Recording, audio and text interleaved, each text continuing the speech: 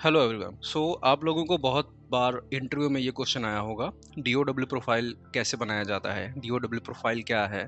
तो आज हम फोरकास्टिंग के उसी मेथड के बारे में बात करने वाले हैं। फोरकास्टिंग में हम moving simple moving average method use करेंगे और उसका डीओडब्ल्यू प्रोफाइल बना के देखेंगे।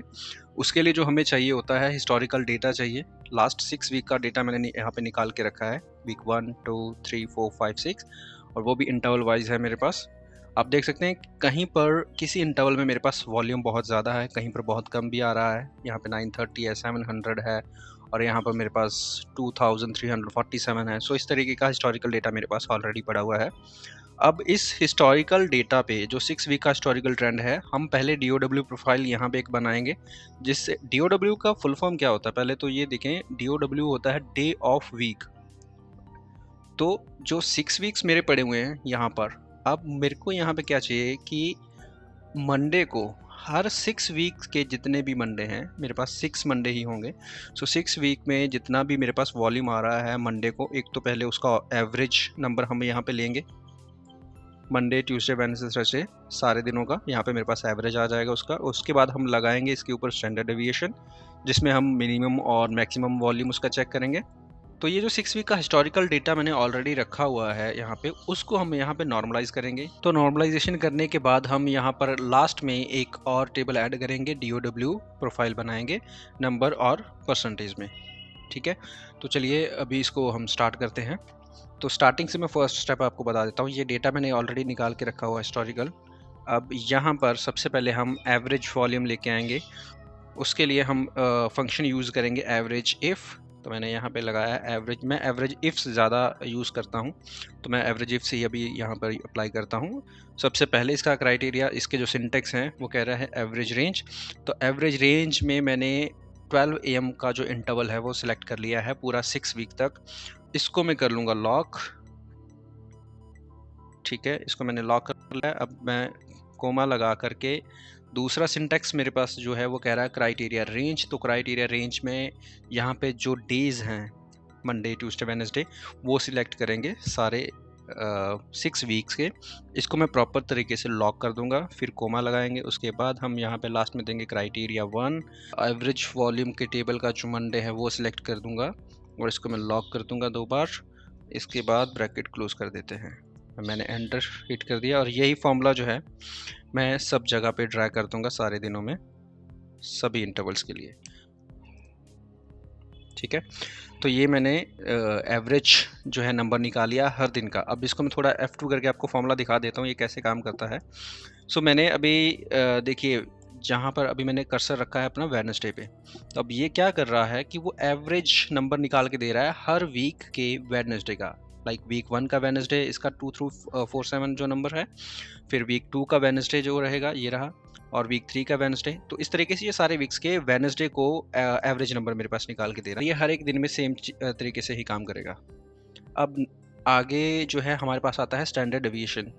स्टैंडर्ड डेविएशन का जो हम फंक्शन यूज़ करने वाले हैं वो हम यूज़ करेंगे ये स्टैंडर्ड डेविएशन डॉट एस। अब इसमें इसके सिंटेक्स जो है नंबर 1, तो इसको हम क्या करने वाले हैं, हम जाएंगे अपने हिस्टोरिकल डेटा पे और मंडे को सिलेक्ट कर लेंगे।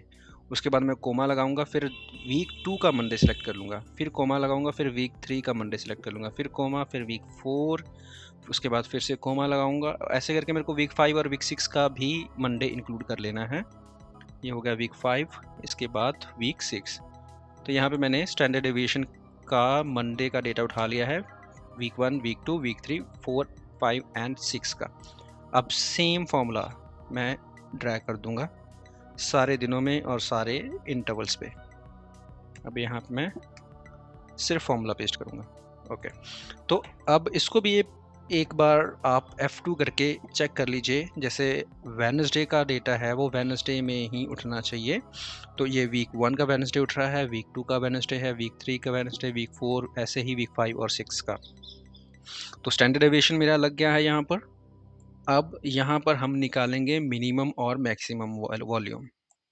तो ये मिनिमम और मैक्सिमम वॉल्यूम हम क्यों निकालते हैं ये मैं आपको आगे भी जो नॉर्मलाइजेशन करेंगे तब मैं बताऊंगा।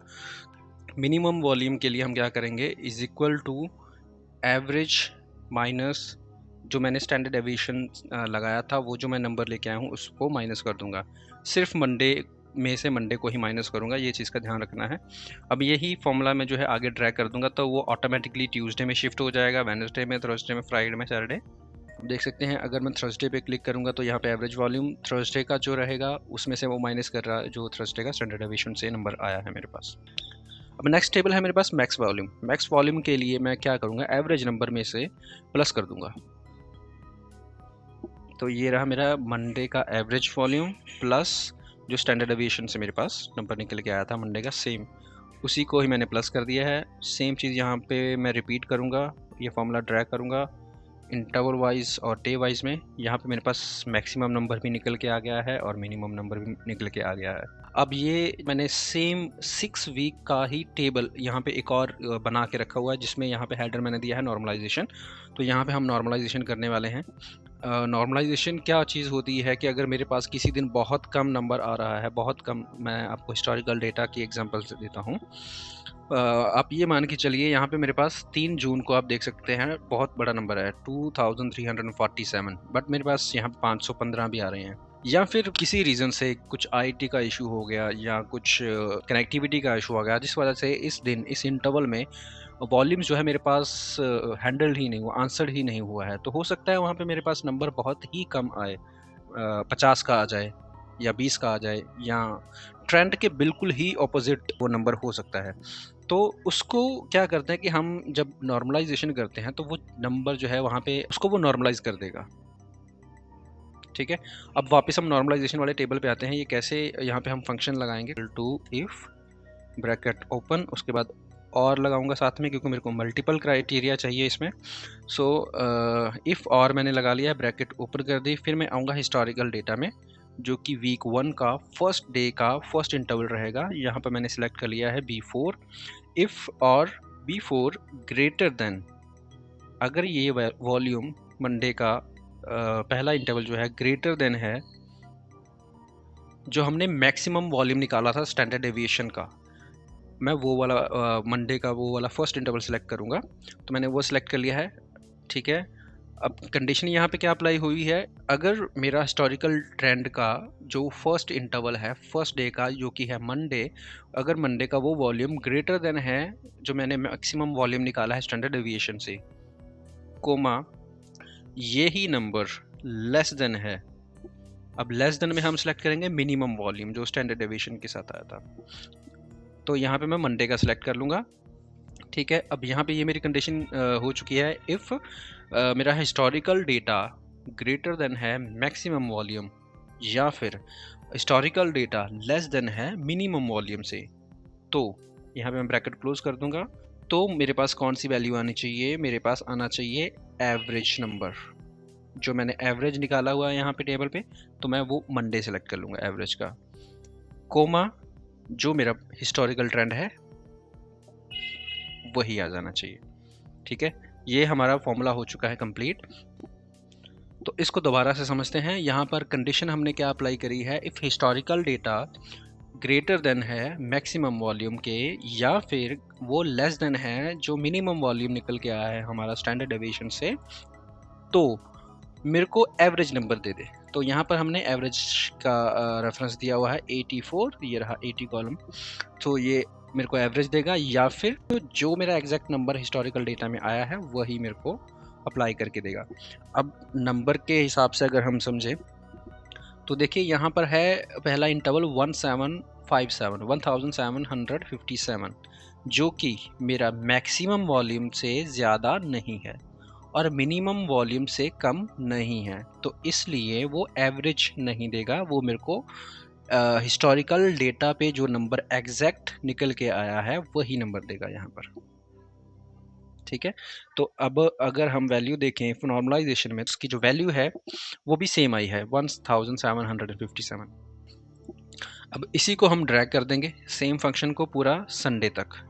ये 6 वीक का ट्रेंड जो हम नॉर्मलाइजेशन कर रहे हैं ये हमको वन टाइम का काम रहेगा, ये फाइल ही पूरी ऑटोमेट हो जाएगी, आपको हर बार फॉर्मूले लगाने की ज़रूरत नहीं है, सिर्फ आपको हिस्टोरिकल डेटा दोबारा से डालने की ज़रूरत पड़ेगी जैसे आपका नेक्स्ट वीक कंप्लीट हो जाता है। तो क्योंकि ये मूविंग एवरेज मेथड है तो 1 बाय 1 वीक जो है शिफ्ट होता रहेगा, इसलिए फॉर्मूला ड्रैग कर दिया है, इसको हम दोबारा से एक बार क्रॉस चेक करेंगे कि ये सही तरीके से डेटा उठा रहा है या नहीं उठा रहा है।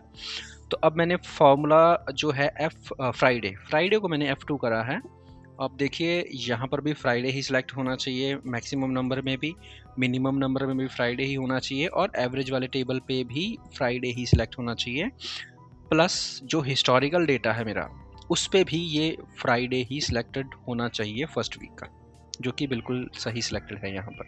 अब यही चीज़ मेरे को वीक 2, वीक 3, वीक 4, 5, 6 में अप्लाई करनी है। तो मैं ज़्यादा मेहनत नहीं करूँगा, इसी फंक्शन को मैं कॉपी करूँगा, यहाँ पे पेस्ट करूँगा और थोड़ा सा मॉडिफाई कर लूँगा। अब इसमें हमको चाहिए वीक 2 का क्राइटेरिया। तो वीक 2 में सबसे पहले तो मैं हिस्टोरिकल डेटा का जो है वीक 2 ये चेंज करूँगा। तो यहाँ पर जो मेरा वीक 2 है इसको मैं उठाऊँगा और ये मंडे दे दूँगा, वीक 2 का मंडे। तो मैंने यहाँ से उठा के इसको ऐसे ड्रैग कर लिया। आप चाहे तो टाइप भी कर सकते हैं, लाइक यहाँ पे पहले B4 था और उसको I4 भी कर सकते हैं डायरेक्टली, अगर आप ड्रैग नहीं करना चाहते हैं तो इस तरीके से। तो बस मेरे को अभी फ़िलहाल इतना ही काम करना है, मेरे को सिर्फ हिस्टोरिकल ट्रेंड वीक 2 में शिफ्ट करना था, मैंने कर दिया है। अब मैं इसको एंटर कर देता हूँ, तो ये मेरे पास वीक 2 का नंबर निकल के आ गया। इसको मैं ड्रैग कर दूँगा पूरा संडे तक सारे इंटरवल्स में, और यहाँ पर मैं लगा देता हूँ फॉर्मूला पेस्ट, डन। ये भी हो चुका है। अब इसको हम एक बार फिर से क्रॉस चेक कर लेंगे वीक 2 को।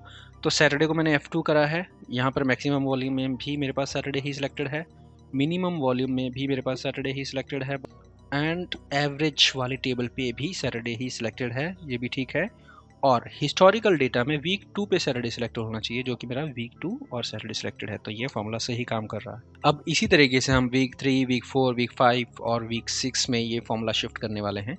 तो मेरा 6 वीक तक का ये जो फॉर्मूला है बिल्कुल अप्लाई हो चुका है। ये मेरा नॉर्मलाइजेशन का डेटा भी रेडी हो चुका है, ये 6 वीक का ट्रेंड आ चुका है यहाँ पर। अब अगर मैं आपको एक और एग्जांपल बताऊँ नॉर्मलाइजेशन के बारे में, तो हमने हिस्टोरिकल डेटा में एक नंबर यहाँ पे एंटर कर दिया था 50, वो उसका क्या इम्पैक्ट पड़ा वो देखते हैं। वेडनेसडे को 2 AM का जो इंटरवल है हमारा, उसमें हमने 50 ऐड किया था वीक 1 में।